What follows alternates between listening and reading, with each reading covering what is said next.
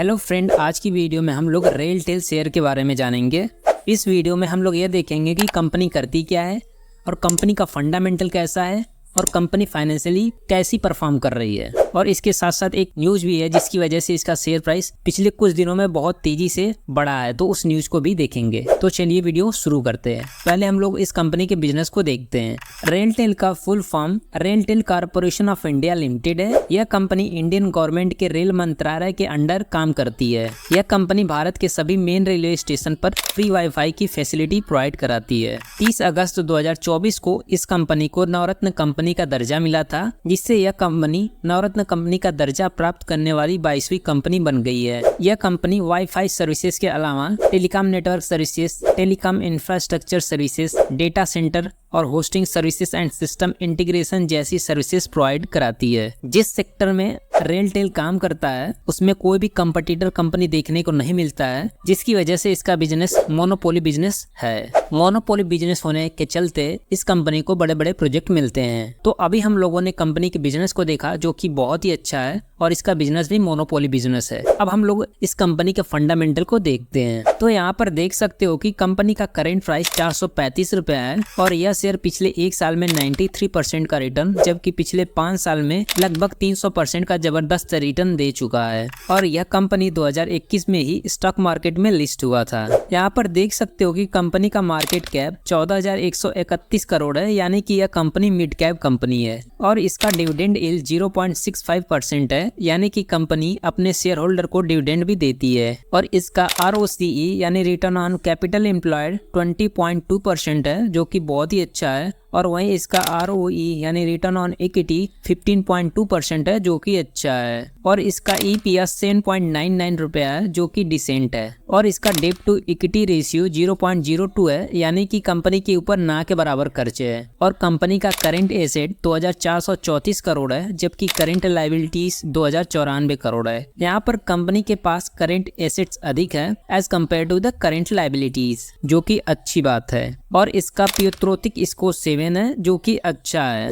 और इसका interest coverage ratio 24.98 है, जो कि बहुत अच्छा है। इंटरेस्ट कवरेज रेशियो एक फाइनेंशियल रेशियो है जो हमें यह बताता है कि एक कंपनी अपने लोन पर इंटरेस्ट पेमेंट कितने आसानी से कर सकती है। एक कंपनी का इंटरेस्ट कवरेज रेशियो जितना ज्यादा होता है, उस कंपनी को फाइनेंशियली उतना स्ट्रांग माना जाता है। अगर किसी कंपनी का इंटरेस्ट कवरेज रेशियो 1.5 से कम है, तो इसका मतलब फाइनेंशियली बहुत वीक है वह कंपनी। और कंपनी का CFO और पैट का रेशियो 1.76 है, जो कि अच्छा है। हमेशा यह बात याद रखना कि किसी भी कंपनी का CFO और पैट का रेशियो 1 से अधिक होना चाहिए। CFO और पैट के रेशियो का वैल्यू जितना अधिक रहेगा उतना ही अच्छा रहेगा कंपनी के लिए, क्योंकि इससे हमें यह पता चलता है कि कंपनी अपने प्रॉफिट को कैश में कन्वर्ट कर रही है। अब हम लोग इसके शेयर होल्डिंग पैटर्न को देखते हैं। तो यहाँ पर देख सकते हो कि प्रमोटर की होल्डिंग 72.84% है, जो कि बहुत अच्छा है। एक अच्छी बात और भी है कि प्रमोटर के शेयर की प्लेजिंग परसेंटेज 0 है, यानी कि प्रमोटर ने अपने शेयर को गिरवी पर नहीं रखे हैं। और FI यानी फॉरेन इंस्टीट्यूशनल इन्वेस्टर की होल्डिंग 2.15% है, जो कि डिसेंट है।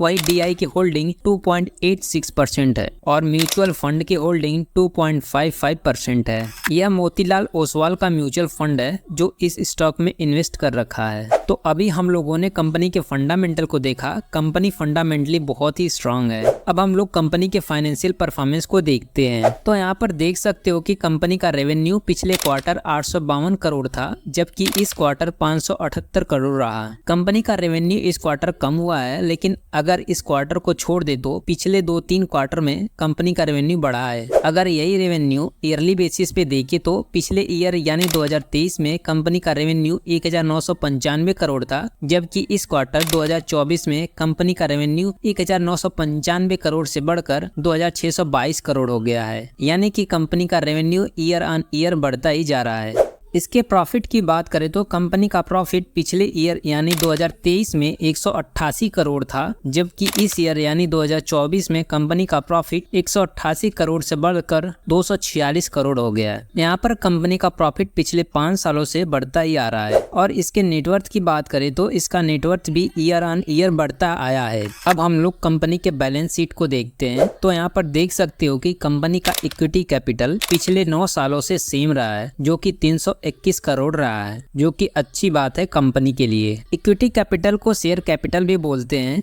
एक बात याद रखना कि किसी भी कंपनी का शेयर कैपिटल और इक्विटी कैपिटल कांस्टेंट होना चाहिए, या चेंजेस भी हो तो ज्यादा चेंजेस ना हो। और कंपनी का रिजर्व पिछले साल 1328 करोड़ था, जबकि इस साल 2024 में 1506 करोड़ हो गया है, जो कि अच्छा है। यहाँ पर कंपनी का रिजर्व लगातार बढ़ते ही आया है। रिजर्व मीन्स ऐसा फंड जिसको कंपनी अलग से रखती है फॉर स्पेसिफिक और जनरल पर्पज के लिए, या इसको ऐसे बोल सकते हो कि कंपनी अपने प्रॉफिट का कुछ हिस्सा सेव करके रखती है फ्यूचर के लिए, इसी को रिजर्व बोलते हैं। तो अभी हम लोगों ने कंपनी का फाइनेंशियल परफॉर्मेंस देखा, जो कि बहुत अच्छा रहा है। तो कंपनी का बिजनेस भी अच्छा है और फंडामेंटली स्ट्रांग भी है, और इस टाइम लो पीई पर मिल भी रहा है, तो इस टाइम एक बाइंग अपॉर्चुनिटी बन रही है। और यहाँ पर एक न्यूज आया था 15 अक्टूबर को कि कंपनी को 79 करोड़ का वर्क ऑर्डर मिला है Maharashtra housing and area development authority से, जिसकी वजह से इसका शेयर प्राइस में पिछले कुछ दिनों में बहुत तेजी देखने को मिल रहा था। तो बस इतना ही आज की वीडियो के लिए। अगर वीडियो अच्छी लगी हो तो वीडियो को लाइक और चैनल को सब्सक्राइब कर लेना।